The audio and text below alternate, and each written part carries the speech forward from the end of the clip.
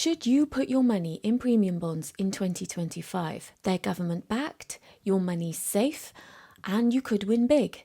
So what's not to like? Well, quite a bit actually, depending on what you're expecting to use them for and get out of them. In this video, we'll break down what premium bonds really are, what they're good for, and why they are surprisingly controversial. Hi, welcome back to all regular viewers. If you are new here, my name is Dianne and I'm a financial coach who's qualified in advanced financial advice, and I support people to achieve their money and life goals. What are premium bonds? Premium bonds are backed by the government. They're offered by National Savings and Investments.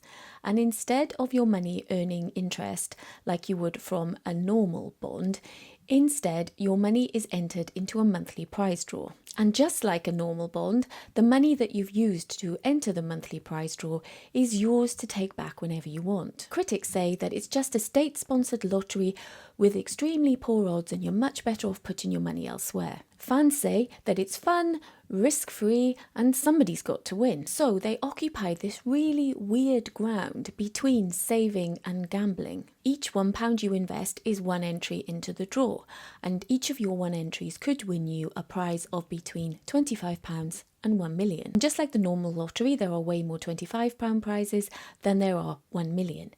In fact, there are just 2 prizes of 1 million each month. Why they're controversial? Number 1, there's no guaranteed return. So let's talk about why premium bonds are so divisive. First, there's no guaranteed return. That's the biggest reason they are very divisive and controversial. The maximum amount that you can buy is £50,000 worth, so you have 50,000 entries in that case. And even when you have the maximum holding, you might not win anything at all in an entire year. Number 2, they're emotionally appealing. People who like premium bonds say it's fun, you could win big. And I know that many people, myself included, I hold premium bonds, like looking forward to the app refreshing each month when it's draw date, and that anticipation and expectation of what you could have won. That's really appealing. But from a financial point of view, it's like holding your money on a lottery scratch card each month, and that scratch card might never ever get scratched, let alone win anything. Number 3, they're not inflation proof. So because while the money that you've used to buy premium bonds is protected and you will get that back, it's not inflation proofed. The purchasing power of the money that you have sitting in premium bonds will be declining over time and will be dropping in real terms unless your prize fund is keeping up with inflation. Using the CPI as the annual rate of inflation going back to 2014 from 2024, in order to have the same purchasing power that £50,000 had back in 2014, you'd need to have over £65,000 today. If you are one of the fortunate people who can afford to have the maximum amount in premium bonds, and if you haven't been winning anything over that time, you've effectively lost the purchasing power worth 15,000. Number 4, there are lots of myths about premium bonds. There are a wide range of myths circulating about premium bonds. One of the most common ones that I come across is that newer bonds are more likely to win than older ones. That's not true at all. It's a totally unbiased lottery. Every single premium bond in circulation, no matter when they were bought, whether they were bought 30 years ago or 1 year ago, all have equal chance of winning any of the prizes. Also, the rumours are that the draw is geographically rigged because certain parts of the country are more likely to have winners than others. Well, there's some sort of truth in that, not that the draw is rigged, but it's true that some parts of the country have more winners than others. And that's because the parts of the country that have wealthier people living there, or a higher density of wealthier people, those regions tend to have people with the maximum amount of premium bonds, and therefore the more premium bonds they have, the more chances of winning. So therefore, by definition, region of the country where people hold more bonds are more likely to have a higher number of winners. What's the average return? So as of 2024, the average return for premium bonds was stated to be 4.4%. Now that's the average. There's a wide variation on that. For people that have won the prize of 1 million, then their rate of return will clearly be massive. Whereas a lot of people have zero return. The average rate of return for premium bonds is absolutely not a promise. That average in 2025 has dropped to 3.87%. So in contrast, what if you had put £50,000 into a savings account that is offering 4.5% interest? In that case, you would get £2,250 per year in interest guaranteed. That's £187.50 per month. At the time of filming, I found this easy access savings account offering 4.75% in interest. And you might find an even higher rate if you are prepared to lock your cash away for a period of time, say a year or more. Now, let me know in the comments how many of you managed to get more than £2,250 in prize money from your premium bonds last year. Now, the advantage of premium bonds winning is that they are tax-free, of course. As of January 2025, there were 128.7 billion premium bonds in circulation, held by a total of 24 million people, each worth £1. So the odds of any single premium bond winning a prize is 1 in 22,000. The average amount held by all premium bond holders is just over £5,000. And the average balance for new customers in 2024, which is quite interesting, is over £10,000. So newer purchases of premium bonds tend to have a higher amount than older purchases. I don't mean older as in older age. I mean people who have held their premium bonds for longer.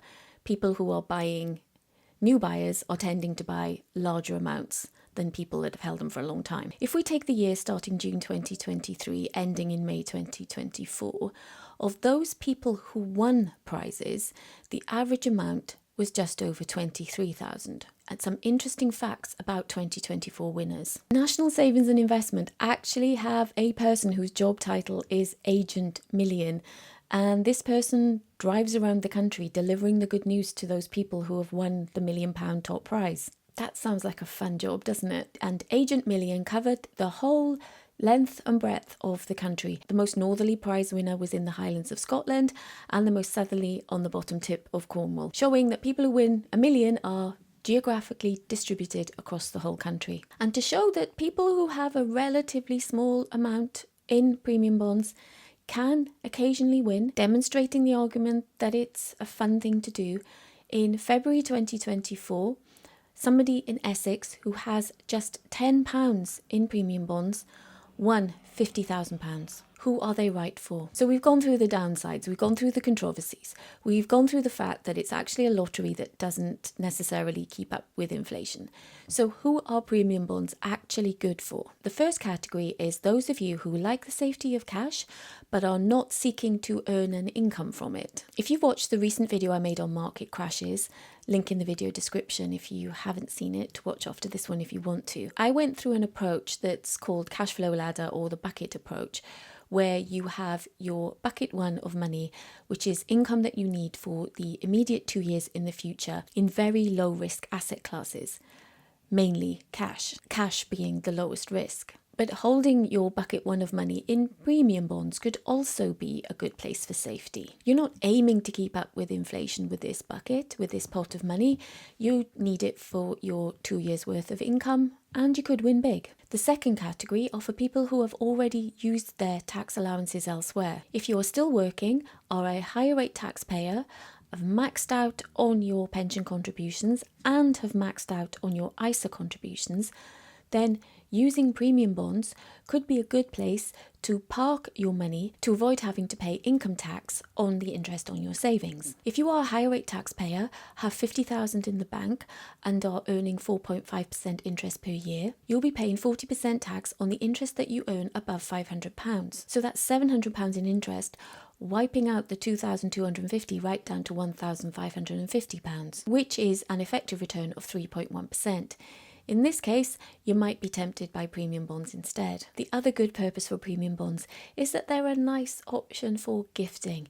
They're gifts to give to your children or grandchildren for any money that you don't need right now. Who should avoid them? Who might want to stay clear of premium bonds completely? If you are relying on this money to generate income for you, whether that's to pay bills in the here and now, then premium bonds absolutely aren't right for that purpose. If you are serious about growing your wealth and you don't have much in the way of pension, ISA or other investments, then premium bonds won't allow you to grow your wealth necessarily.